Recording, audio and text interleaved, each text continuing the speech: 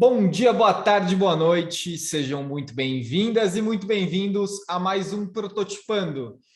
Esse podcast ele tem um objetivo muito simples, que é prototipar ideias, é a gente prototipar novos conceitos, novos modelos, novas formas de olhar, ler o mundo e principalmente atuar no mundo. Hoje eu conversei com o Rufino, Lucas Rufino, ele é diretor de operações da Olhar 180, vem de uma carreira de design. Rufino ele é um cara muito interessante, ele tem uma visão muito particular sobre o mundo da tecnologia. É um papo foi um papo realmente muito interessante. Por quê? Porque a gente olhou para a tecnologia a partir de outros vieses, um viés que não é falado, que é o viés um pouco mais nerd, um pouco mais prático da tecnologia, e também um viés um pouco mais simbólico. Enfim, vocês vão entender o que eu estou querendo dizer ao entrar nesse episódio. Então, gente, sem mais delongas, vamos para o bate-papo com o Rufino. 1, 2, 3, prototipando. Bom, Rufino, vamos lá, cara. Vamos começar pela pergunta. Eu achei essa pergunta muito boa, que o Léo sugeriu. O Léo ele falou assim: pergunta para o Rufino o que são as coisas que a internet é das? Né? Porque a expressão internet das coisas, que coisas são essas que a internet é das? Boa, maravilha, baita pergunta. A internet das coisas ela tem esse movimento assim mesmo, né? O Christian, meu sócio da Olhar aqui, ele comenta bastante que a gente primeiro teve o movimento das pessoas entrarem na internet, se conectarem, e aí tu vai, né, colocando as tuas informações, tu vai colocando um pouco de ti também, construindo a tua identidade, né? E à medida que esses dados, que essas informações e que esse eu mesmo vai sendo construído, tu acaba gerando esses perfis, né? E a internet das coisas é mais ou menos esse movimento, só que de fato para as coisas, né? E aí a gente vai ter desde um exemplo bem factível no próprio nosso celular, assim, a gente consegue hoje já fazer coisas que não se imaginava pouco tempo atrás, porque a gente está imputando informação ali, né? A gente está colocando, ele mesmo já pega a tua localização e já mandou, não, o Lucas está na rua X, tá o horário, e aí tu começa a ter dados para trabalhar, né? Não, beleza. O Google faz bastante isso. Não, o teu trajeto é esse todos os dias, então a tua casa é aqui e o teu trabalho é ali, né? E aí esse movimento ele vai ampliando para um novo contexto, assim mesmo, né? De que cada equipamento ou cada um desses dispositivos que a gente vai dando a possibilidade dele dar informações para a gente, né? Ele vai enviando informações, a gente armazena essa informação e começa a trabalhar. Tu ter dados para tu conseguir gerir, melhorar, otimizar, enfim. Aí vai depender muito do escopo do que a gente vai estar tratando, vai estar trabalhando. Mas são essas coisas que a gente tem interesse em monitorar alguma coisa. Seja o tempo que ela demora para sair do lugar X para o lugar Y, seja a temperatura dela, né? Tem uns projetos bem interessantes para, de repente, sei lá, tu monitorar a temperatura de uma chocadeira e aí a variação de uma temperatura, enfim. É esse tipo de coisa que a gente vai trabalhando, que a gente vai conseguindo parametrizar, né, e conseguindo ter mais informações para otimizar, para ter melhor resultado, para chegar em novos lugares. É mais ou menos por aí. Que história interessante essa da chocadeira, hein? Você, a partir do envio de dados, né, desse dispositivo, você consegue entender qual que é o grau que está saindo. Como é que é essa história, Lucas? Não, é muito bacana, assim, é um projeto, por exemplo, é muito sensível na hora da chocadeira ali, de fato, né? Esse processo de aviários, ele é bem complexo, assim, né? Tem a parte da galinha colocando o ovo, do ovo sendo tratado e depois para, de fato, ele chocar mesmo, né? E é muito sensível a questão de temperatura nesse momento, né? Às vezes variar 1 grau para mais pode, né, tu ter uma perda muito grande ali de todo um lote, enfim, né, de todo um setor. Então, e aí começa a entrar a internet das coisas, né? Então a gente consegue monitorar, e aí eu coloco um dispositivo para monitorar a cada 5 minutos a temperatura. ó, a cada 5 minutos você me manda a informação de quantos graus está nessa chocadeira, enfim, né, ali no ambiente. E aí eu consigo saber, não, beleza, ele ficou ali de fato de 20 a 23 graus durante todo o período, e a gente consegue ter uma qualidade maior, a gente consegue produzir mais, a gente consegue ter informações para, de repente, a temperatura está certa, mas o que pode estar dando um problema é o processo anterior, né? Tu começa, de fato, a isolar as variáveis e conseguir ter as informações necessárias para tu melhorar os teus processos, tu melhorar os teus produtos, tu melhorar o teu serviço entregue, inclusive para tu... Esse é um movimento muito interessante que a internet das coisas está possibilitando, que é o monitoramento a longo prazo pro usuário final, sabe? Quando você compra um calçado, se a gente tem ali uma tag, seja ela por radiofrequência, seja ela por QR Code, ali eu consigo ver todo o processo que ela passou, quando que passou, e aí a gente vai entender questões como sustentabilidade, a gente vai entender questões de pegada ecológica, né, que é um assunto muito importante. A gente vai entender também qual é a cadeia que está movimentando, né? Por exemplo, eu gosto de movimentar a cadeia local, né? Fomentar os negócios locais, qual é o processo que está passando, de onde foi extraída essa madeira, de onde foi extraído esse látex, enfim. Então, a gente consegue ter também esse tipo de informação, né? Não só para pensando em business, assim, né? Em negócios, mas também para o usuário final. E aí a gente está mergulhando, e aí quando eu digo a gente, é o mundo inteiro, mergulhando nesse mundo a gente está entendendo que informações que a gente está conseguindo ter e quais os lugares que podem chegar, assim, né? E a gente vê numa crescente incrível nesse ponto, assim, da gente conseguir ter mais informações sobre coisas que antes a gente não teria nem como, né? Ou era um gasto excessivo, às vezes até de pessoal mesmo, ter que ficar fazendo essas aferições, enfim. Então tá sendo um mundo novo explorado nos últimos anos. Quanto tempo, Rufino, mais ou menos, que existe esse movimento da gente olhar para isso com essa intenção? Então, ensaios já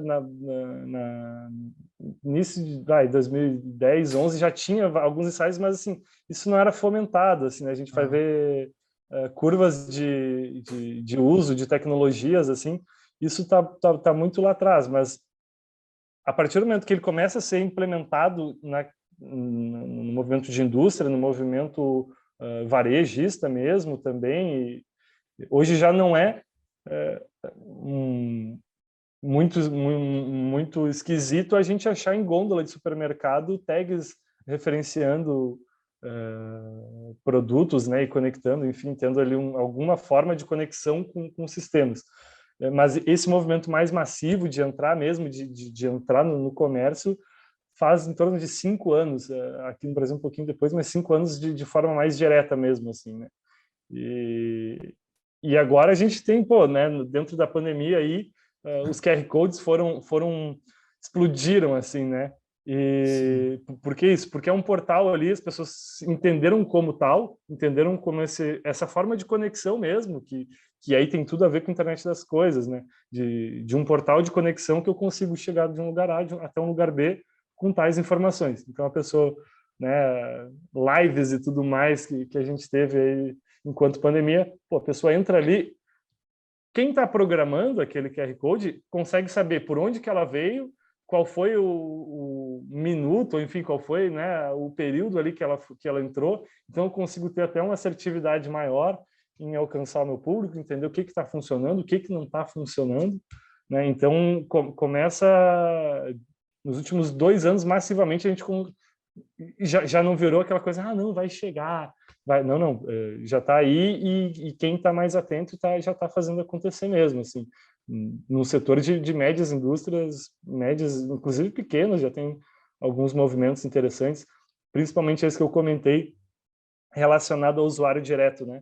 De eu fazer uma conexão com o usuário direto através da internet das coisas, de pegar informações com esse usuário, de eu encurtar esse espaço né, de fabril e usuário final e tal. Então a gente começa a ter esse tipo de troca também no Brasil, nos últimos 3 anos, mais ou menos, onde a coisa começou a ter um boom maior.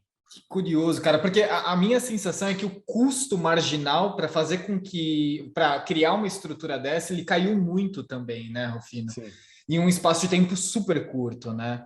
Eu lembro que antes da Ensaio, eu tive uma empresa que a gente tinha algumas tecnologias, uma delas era um sistema de gestão de coworking. Então, enfim, um Uhum. sistema de gestão de espaço compartilhado, né?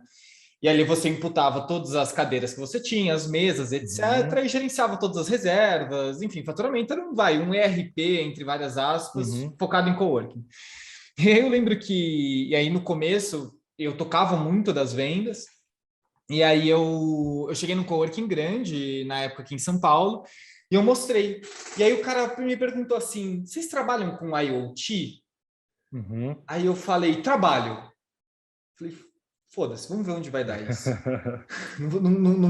Assim, não tinha tanta clareza. Eu já tinha visto esse tema em uma outra iniciativa lá, mas assim, não tinha tanta clareza.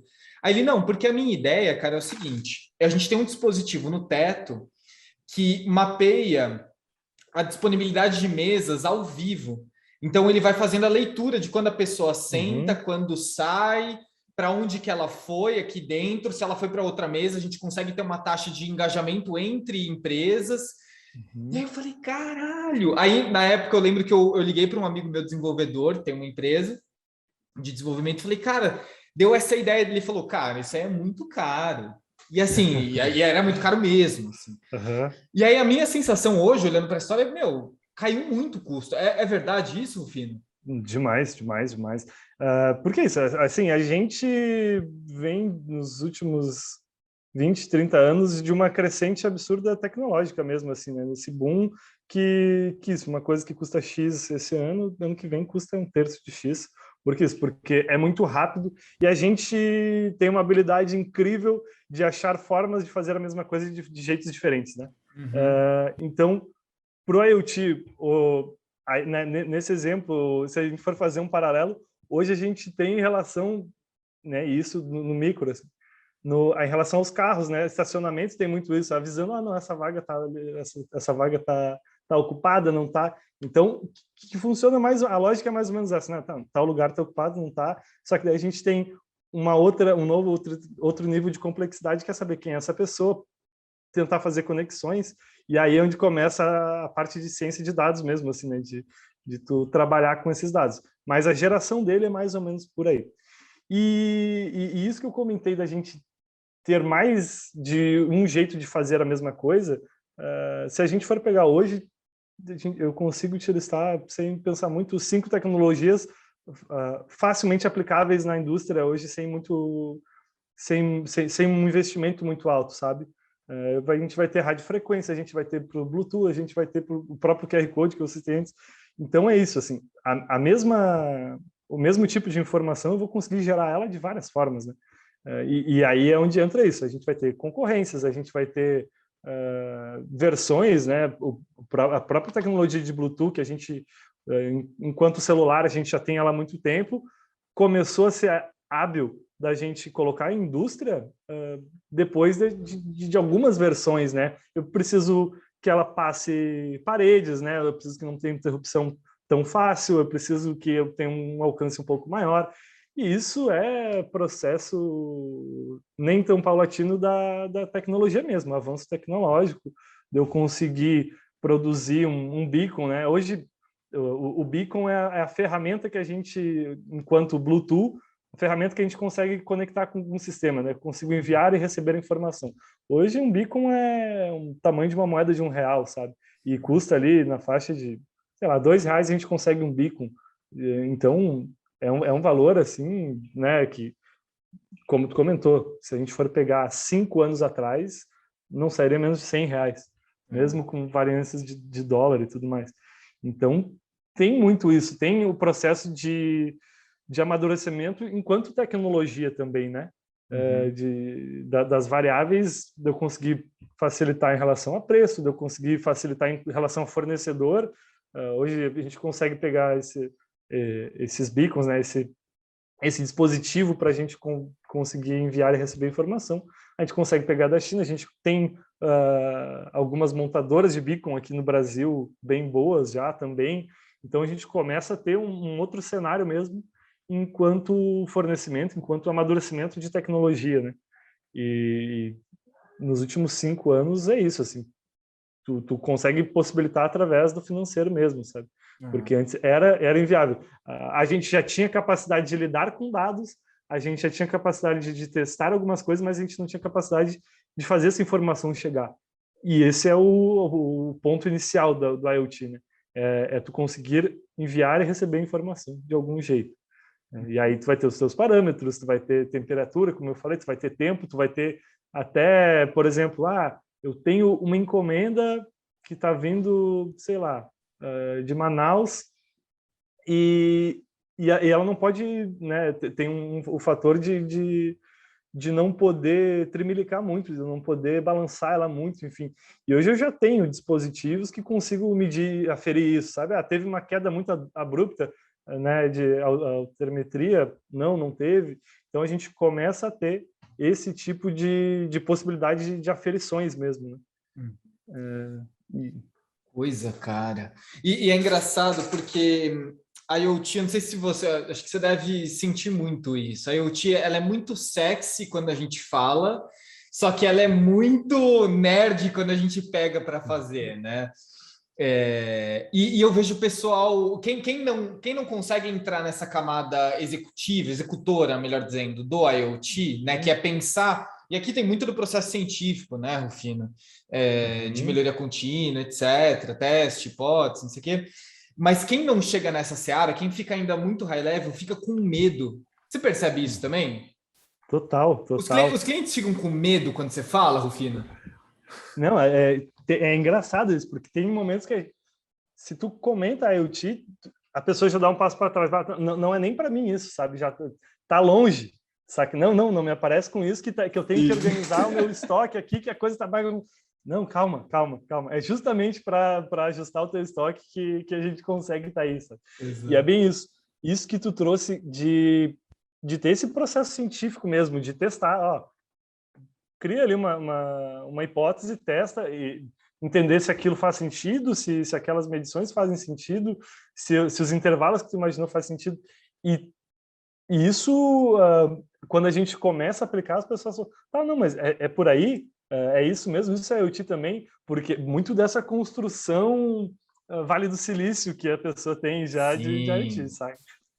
Pô, não me aparece com isso, porque eu não tenho RP ainda na minha empresa, ou eu tenho e está todo bagunçado e acaba criando esse intervalo mesmo, esse gap de que poderia acelerar muito mais um negócio que poderia, cara, calma, vamos por partes. O que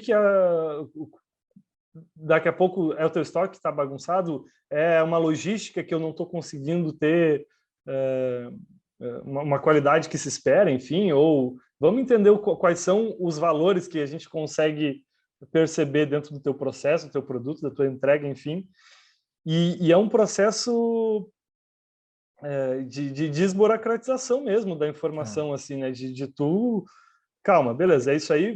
Se a gente conseguir... E aí tem toda a parte de gestão, né? De projeto, tecnologia, qual é o ponto de sucesso? Se a gente conseguir melhorar isso, faz sentido para você? A tanto, a X valor? Que não, faz, beleza. Se a gente conseguir, para mim, isso vai, né, ter uma redução de custos, isso vai ter uma redução de tempo, eu vou conseguir produzir mais num curto período, enfim. E é isso, só que daí tem esse processo da pessoa aceitar que aquilo pode entrar, que é factível para ela, para o universo dela. Tem o processo de abrir a empresa mesmo, não, são esses os dados, porque as pessoas às vezes têm medo mesmo de expor as suas fragilidades, né? Enquanto empresa, e aí, não, é para isso mesmo, tu não consegue ir no médico e esconder o teu sintoma, né? A coisa precisa ter um caminho de pesquisa, de descobrimento, de interação ali para a gente criar esses parâmetros e conseguir, enfim, produzir, melhorar, otimizar, e aí entra bem essa parte nerd que tu comentou, assim, tá, beleza, achamos os dados que a gente precisa, conseguiu medir E aí, às vezes, é tu mudar um fluxo, né? Em vez de vir de A para B, tu vai de B para A, e aí tu bota um rastreador no meio desse caminho. Faz sentido, não fez sentido? Consegui medir? Teve algo antes disso? Teve algo depois disso? Mas é bem sensível esse processo de tu abraçar que é para ti, de tu entender que é factível na minha empresa, seja ela uma pequena, média, grande empresa, e isso não tem perfil. Empresa grande acha que não é para ela porque tem que ter um investimento muito grande, tem que ter, não, vou gastar, enfim, metade do meu orçamento que eu tinha para inovação só para isso, e às vezes não é, às vezes não, na maioria das vezes, bem como tu trouxe, assim, não ficou muito mais factível financeiramente nos últimos anos.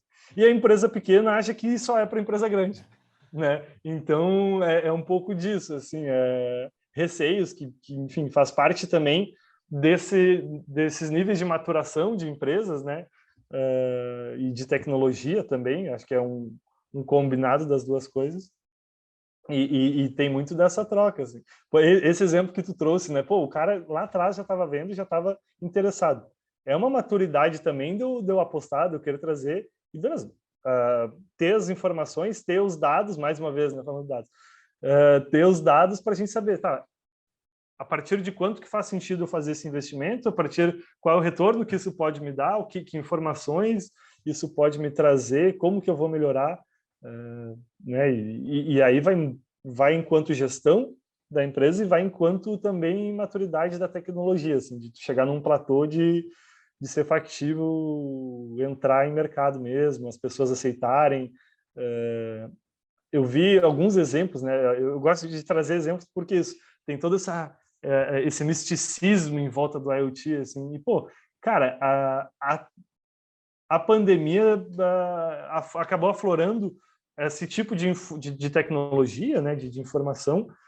Por que isso? Porque eu preciso ter informações alguns exemplos que eu lembro, assim, lá atrás, vi algumas iniciativas de, por exemplo, o Pedro entrou no restaurante e bipou ali, beleza, o Pedro esteve aqui, um QR Code também, casualmente, e aí no final do dia, no final da semana, enfim, se a gente teve algum caso dentro daquelas pessoas que visitaram o restaurante, eu envio para todas as pessoas que compartilharam aquele espaço ao mesmo tempo do Pedro, eu envio, essa pessoa teve Covid, vai te cuidar, né? Procurando te manter mais isolado e tal. E aí tu consegue ter um acesso à informação incrível. E é algo muito Sim. simples, né? Cara, tu bipou o celular, todo mundo tem no bolso. O Sim. investimento ali foi mínimo. É essa questão de maturidade, de tu olhar para a coisa com um olhar mais calmo também e tentar ver as possibilidades que a gente pode chegar, né?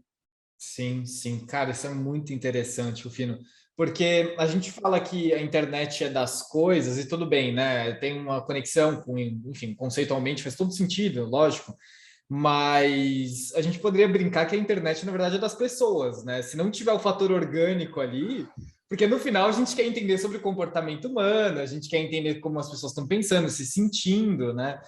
Então, daria para fazer essa provocação, né? Será que não seria a internet das pessoas, ou sei lá, dos animais, dos seres vivos, né? Porque no final a gente quer mensurar isso, né? Total, total. E é esse processo também. Acho que a gente, bem como tu trouxe, essa questão científica de testar e buscar e tentar entender, eu acho que tem uma ligação também, esse afastamento da tecnologia, esse medo, porque a gente também, não sei o que tu acha, assim, mas acho que a gente, enquanto sociedade, às vezes acabou parando de olhar o teste como algo bom, assim, né? Como que faz parte do processo e faz parte, o errar faz parte do acerto também, né? Então, eu vejo esse afastamento enquanto pessoas, não, isso aí é muito complexo, vou ter um monte de dados, não vou nem saber o que fazer. Acho que faz parte também a gente dar um passo para trás, entender que a gente está entrando em mundos novos mesmo, cada tecnologia lançada a gente consegue ter uma nova possibilidade. A gente, até no Olhar, fala muito isso. Não, a tecnologia é uma possibilidade, é um meio da gente chegar em algum lugar. E aí tem total a ver com o que tu trouxe. É um meio das pessoas chegarem em algum lugar, da gente construir algo novo, da gente construir, nem que seja uma informação nova, né? Uma ciência nova, enfim. Mas total, é para as pessoas, é para, né, a gente viver melhor, às vezes é para diminuir tempo trabalhado para eu conseguir aproveitar de uma outra forma, né? Total. Concordo totalmente com você, Rufino. Assim, a gente desaprendeu a errar, né? A Uhum. gente desaprendeu a tomar risco. É muito curioso, cara. Você vê grandes empresas assim que na verdade, a única coisa que resta essas empresas é prototipar, é testar. E a galera avessa isso, fala, gente, calma, assim, vocês estão nesse platô agora, mas se vocês pararem, vocês vão parar, esse platô começa a cair. Então, assim, não é hora de ser avesso, é hora de ser mais arriscado, né? É, assim, muito do nosso trabalho, né, Rufino, tanto da Olhar quanto da Ensaio, é provocar isso dentro das empresas, né? A gente fala, gente, calma, assim, não, a gente tem que continuar indo por esse caminho, né? Parece que tem um filme que eu gosto muito, chama Febre do Rato, não sei se você já viu. Uhum. E aí é um pouco da fala do rapaz, Sensacional. né? A gente perdeu a capacidade de espernear, né? De se provocar, né? Um pouco da fala dele. A gente perdeu essa capacidade de se inquietar, né? E a tecnologia ela é um meio para a gente dar uma resposta para a nossa inquietação, né? Não, e até do próprio processo, assim, a gente tem uma ferramenta que a gente usa bastante, que é o dos comitês de inovação. Quando a gente chega no cliente novo e tal, a gente cria... E aí pega pessoas de vários setores da empresa que estão trabalhando pelo mesmo objetivo, né, enfim, da empresa ali, tanto do setor de produção, do setor executivo, do setor de compra, a gente procura mesclar. E no primeiro impacto a gente vê que as pessoas têm, é bem isso, têm medo de dizer alguma coisa que alguém pode não gostar, sabe? De testar uma ideia nova, de trazer, mas não, será que se a gente mudar de A para B, de B para A, faz diferença? E aí é uma... acho que é o cultural mesmo, né? E aí a gente pode entrar em várias raízes disso, mas é esse cultural do risco, como tu trouxe, de eu poder... Cara, e isso tá no mundo das ideias, as pessoas já têm isso, sabe? Quem gerar na Sim. prática, de botar, executar e tal. E a gente vê que, cara, no primeiro brainstorming coletivo que a gente faz nesses comitês de inovação, saem coisas sensacionais, sabe? E às vezes muito simples, da gente trazer um tipo de informação que tá ali, tá no subconsciente coletivo, mas tem aquele receio, tem uma estrutura que não incentiva isso, né? É. E faz total sentido revisar, trazer melhoria contínua, né? Como tu trouxe antes ali, faz parte disso também, né? Do erro, do teste, do acerto e de pequenos testes.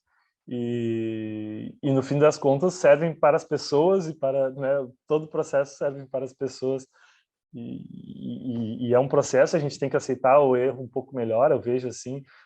Eu venho do design, né? E o design tem muito isso, assim, tu faz para tu chegar em um conceito, tu faz dezenas de rabiscos, né, puxa, faz aqueles mapas de mood board, assim, pega de conceito, tu pega de usuário, tu pega para ver o que essa pessoa tá, e aí a coisa começa a se construir às vezes quase que naturalmente, e tu vai testando, né, e aí técnicas, mas tu vai te testando, tu vai traçando coisas que tem a ver com o estilo daquele usuário, tu tem estilo. E aí a coisa começa a se construir a partir do erro também, né? A partir não, isso aqui não faz sentido, ou isso faz sentido. E mais uma vez é construção, é processo e é objetivos. Ô, Rufino, eu li ontem, cara, um artigo.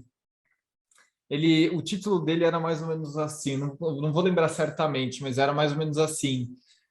Não, Apple, eu não preciso que você me fale que eu estou depressivo. Isso me espantou. Você chegou a dar uma olhada nisso? Não, ainda não vi. Cara, é muito interessante. Depois eu vou buscar aqui, eu te mando. Eu fiquei espantado quando eu vi, o Léo que me compartilhou comigo. E aí, ele falava mais ou menos assim, né? Os Apple Watches, eles estão com um modelo específico para entender via o seu batimento cardíaco, via suas atividades no dia a dia, etc. Cruza todas essas informações para começar a entender o quão ansioso ou depressivo as pessoas estão, né? Eu falei, caraca, olha aqui, olha isso, né? E aí o artigo falava assim, bom, só que a Apple existe uma certa intenção de vender isso para farmacêuticas, vender esse dado para farmacêuticas, e aí as farmacêuticas vão poder abordar essas pessoas vendendo seus remédios antidepressivos, e que nem sempre vai ser a melhor opção, e na maioria das vezes não vai ser a forma correta de abordar uma pessoa que está em estado de depressão e falar para ela tomar um remédio, né? Existe todo um processo para você chegar, talvez, nesse momento de tomar ou não, dependendo do modelo terapêutico, enfim. E aí, então, esse artigo ele era muito provocativo e muito duro, falando assim, cara, Apple, eu não quero que você leia essa informação minha. E eu fico pensando, Rufino, que teve alguém lá dentro da Apple que teve essa ideia, que conceitualizou isso, que testou isso e tomou a decisão de prototipar isso para ver qual era o resultado. Eles estão testando em 3.200 pessoas nos Estados Unidos essa solução. E aí, o que eu quero te perguntar, cara? Eu quero te perguntar assim, o processo decisório para a gente criar uma tecnologia, né, que seja pautado na filosofia da internet das coisas, ele está preparado para essa discussão ética? Porque eu entendo que essa é uma discussão ética. O que você manda? Total, não, acho que parte daí, né? A gente tem, nos últimos anos, até caminhando para essa... E aí, enquanto leis mesmo, enquanto, né, código civil mesmo,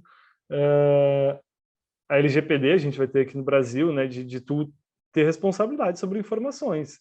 Porque, e esse caso que tu trouxe da Apple, ele já é um outro nível, porque é isso, tu tá tendo informações que a própria pessoa pode não ter ainda, né, e ser sensível de todas as formas possíveis. Essa é a questão, né? E vai lá, se a pessoa entendeu isso, né, a hora de comprar, não, eu tô buscando para ter ser sensível aos meus batimentos cardíacos, sei lá, né, tem uma parada cardíaca, não, quero ter um dispositivo, beleza, mas que leitura e o que vai ser feito com essa leitura, o que vai ser feito com esses dados, tem que ter um limite, assim, o limite da pessoa, pelo menos, saber isso, né, porque aí eu acho que a gente começa a entrar até no processo inverso, esse que tu trouxe, que é as pessoas sendo o objeto de estudo das coisas, assim, né? De inverter um pouco isso. Não, eu tenho que estudar a pessoa para entender qual é os sintomas comuns disso, de uma depressão, de uma arritmia, de um não sei o quê. E aí eu vou informar para ela, porque ali eu tô lendo, e aí é muito importante a gente ter essa leitura que tu trouxe é para as pessoas, porque daí a gente acaba não passando esse limite no fim das contas, eu não posso tratar aquela pessoa, se eu estou lendo dados de uma pessoa ali, que é esse caso do Apple Watch, eu não posso lidar ele como uma coisa, né? Eu não posso lidar ele como, não, tem que fazer isso, e vender uma informação dessa para alguém que já tem outros interesses que não necessariamente é até curar aquela doença ou a situação, enfim, né, remediar, enfim, às vezes é obter lucro mais uma vez e trazer. Então, como que vai se dar isso, sabe? Tem que ter e é uma discussão que, mais uma vez, eu acho que é importante as pessoas olharem para isso, porque é um caminho sem volta. O IoT essa compreensão de dados, ela é inevitável. A gente dá dados o tempo inteiro quando a gente está com o celular em mãos. E é importante a gente saber o que está sendo feito com esses dados, para quem que a gente está dando, e aí é fundamental esse movimento da LGPD, né, da implementação da LGPD aqui e em todos os lugares do mundo, para a gente saber, eu acho que esse é o grande ponto, assim, saber, ter ciência de para onde estão indo esses dados com maior clareza, uma familiaridade com esse tipo de tecnologia, de possibilidades, o que essa empresa consegue ter de informações minhas, o que eu deixo eles terem e o que eu quero que eles não tenham acesso algum, né? Limitar isso, principalmente quando a gente está falando sobre pessoas, é fundamental, né? É ético, mas como tu trouxe, acho que não tem outro jeito de abordar do que senão uma questão ética de privacidade, de saber os limites, porque na minha visão, mesmo que tu trate, não, eu estou te ajudando, eu estou trazendo aqui algo para a tua saúde, para um bem-estar, mas alto lá, né? Eu não, como tu trouxe, eu não quero que daqui eu não quero que ninguém passe. E aí é algo muito pessoal e tem que ser respeitado, sabe? Mas você vê que as empresas elas estão preparadas para ter esse debate, Rufino, com base na tua experiência, ou não? A gente ainda não chegou nesse tipo de discussão. Não, não, não. Acho que e acho que vai muito das pessoas não estarem familiarizadas com a maioria das pessoas, nós dois aqui, se a gente sentar, a gente não vai saber as informações que a gente passa para as empresas, porque é isso. É esse mundo inexplorado e muito louco, assim, né? O que tu, às vezes, tá parado, o que tu achou de tal restaurante? Como é que sabe que eu fui? E é isso, assim, e isso é o que chega na gente. Ah, E tem todas as outras informações. Então a gente já está dando informações para as empresas e ainda não tem um limite, né? Não tem uma clareza de que informações são essas, não tem. Então, a partir do momento que não tem limite, e aí é limite para além de legislativo, assim, né? Ele não tem um limite ético mesmo. Não é. vejo as pessoas muito preocupadas, não, será que isso aqui vai interferir para essa pessoa? Não. Se tem dados ali, vamos pegar, vamos ver para quem que a gente consegue vender É. e toca a ficha, sabe? Não, peraí. Cara, você pegou no ponto, assim, porque esse limite ético no mundo da tecnologia é uma coisa que, ao meu ver, a gente tem muito pouco. Acho que a LGPD é um primeiro passo, né? Mas, assim, a gente está falando de tecnologia já há algumas décadas, né? E eu nunca vou esquecer, cara, quando tinha essa empresa, a gente estava captando investimento e tal, não sei o quê. E Uhum. aí um investidor chegou para mim e falou, e aí estava conversando um pouco sobre o nosso modelo de negócio, e ele falou, não, o seu modelo de negócio não é recorrência SaaS. Ele falou, o Hum. seu negócio é vender esses dados que você tem do mercado de coworking no Brasil para tais pessoas. E aí eu lembro que na hora eu falei assim, caralho, quem que vai colocar limite em mim? Uhum. Porque, assim, Uhum. em termos de legislação na época ainda, LGPD, Esquece. nossa, nem. E assim, convenhamos, né? Não é tão difícil você ver empresas fazendo isso, tem uma série de gigantes fazendo isso o tempo todo. E aí eu falei, caraca, quem que tá colocando esse limite em mim, né? Nessa minha decisão? Porque eu poderia falar assim, não, beleza, investe aí, e aí a gente vai abrir esse Uhum. modelo de negócio. E isso acontece a rodo, né, Lucas? E há muito tempo. Isso é muito preocupante, cara, porque eu não vejo um movimento rápido e forte o suficiente para regulamentar esse tipo de ação frente ao Uhum. avanço, a velocidade que a gente está tendo em termos de desenvolvimento tecnológico, né? Eu ainda estou vendo o mundo tecnológico como, meu, um Saara, sem parede nenhuma, Uhum. e a galera fazendo o que quer fazer, né? Um pouco do Vale do Silício é isso, né? É o Aham. lado B do Vale do Silício, né? Que é essa terra sem lei mesmo. Até lei interna dentro de empresa, assédio, isso rola, tem a rodo lá, né? Isso é muito preocupante, cara. Não sei o que você pensa, mas eu fico Total. muito preocupado com isso. Não, e é bem isso que tu trouxe. No teu caso ali, fica a critério de uma pessoa, né? E tu pode ter um produto maravilhoso que vai fazer bem as pessoas e tal, que vai melhorar de determinada forma, seja ela qual for. E Sim. no meio do caminho tu tá pegando um dado da pessoa que não era para pegar, ou enfim, né? Que um dado, seja ele qual for, que tu vai vender para alguém. Cara, e isso nem, ao meu ver, isso não pode tá na cabeça de uma pessoa essa decisão, né? Não, eu vou tomar ou não vou tomar, ou Sim. vou, né?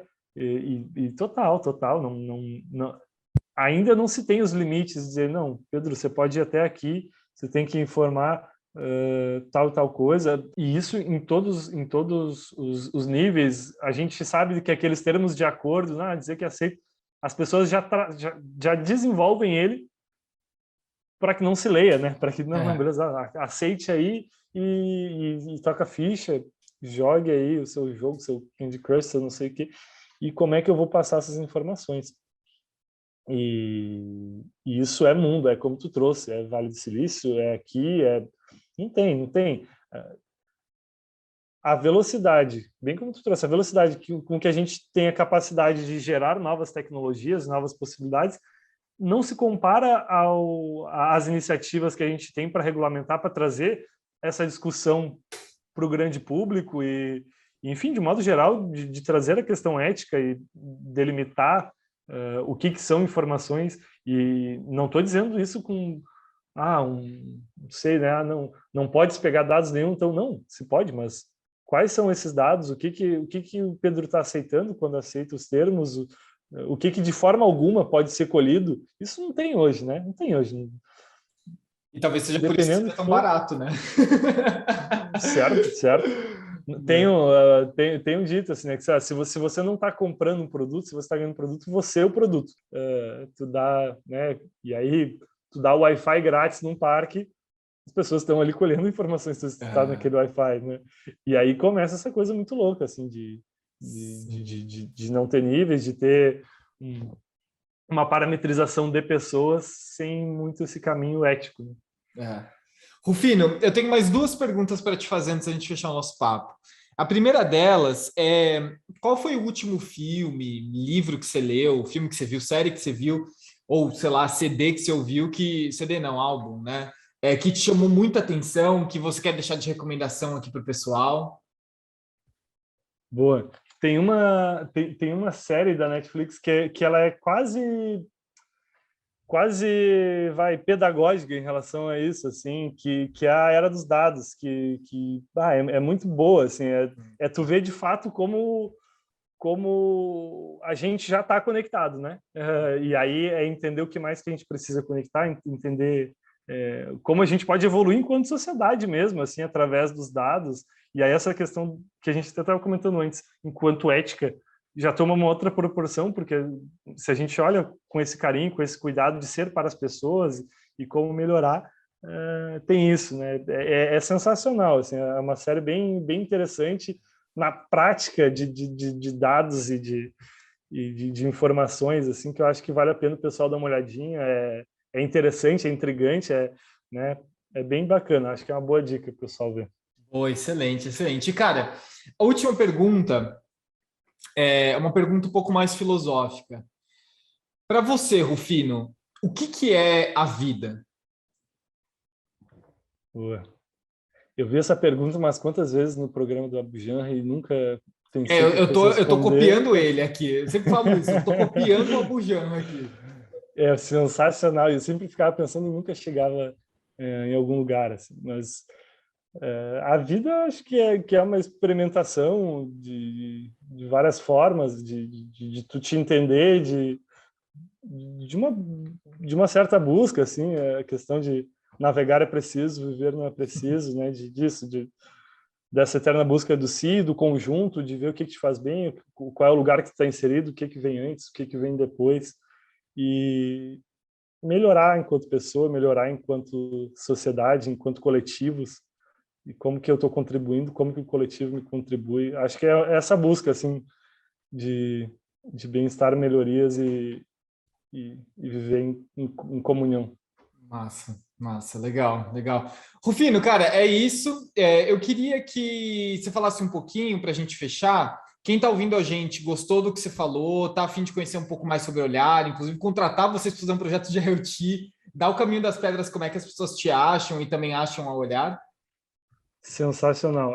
Então, né, eu sou da Olhar 180. O pessoal consegue nos achar pelo nosso site mesmo, olhar180.com.br. Ali vai ter todos os dados, todas as formas de contato da gente. Pode falar comigo, pode falar com o Christian, que é o meu sócio CEO da empresa, e nossas redes sociais também, Olhar 180. Bem fácil de nos achar, e a gente está aberto aí, todo mundo que quiser tirar dúvidas, né, é um mundo à parte. Essa nossa conversa eu já te agradeço, foi sensacional.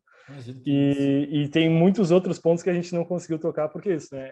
É esse turbilhão de informações e relações que tem a ser falado. Então, acessa ali olhar180.com.br, vai ter alguns projetos que a gente já fez, alguns dos nossos clientes, nossos contatos todos, e aí pode nos achar por ali. Boa, bom demais, Rufino. Bom, pessoal, esse foi o nosso bate-papo hoje com o Lucas Rufino. Se vocês quiserem conhecer mais sobre IoT e como implementar projetos de IoT, recomendo muito falar com o pessoal da Olhar, com o Cris, com o Rufino. Os caras são muito bons. Essa conversa me lembrou muito o bate-papo que eu tive anterior com o Marcel Almeida, Ele é um dos fundadores da PM3, junto com mais outras pessoas, e a gente entrou nesse debate sobre ética na tecnologia. Eu acho que vale muito a pena dar uma olhada nisso, e também, se você se animar, ouve o episódio que a gente tem com a Ana Bavon. A gente fala um pouquinho sobre isso também e outras cositas más. Gente, é isso. Um abraço para vocês e eu vejo vocês no próximo Prototipando.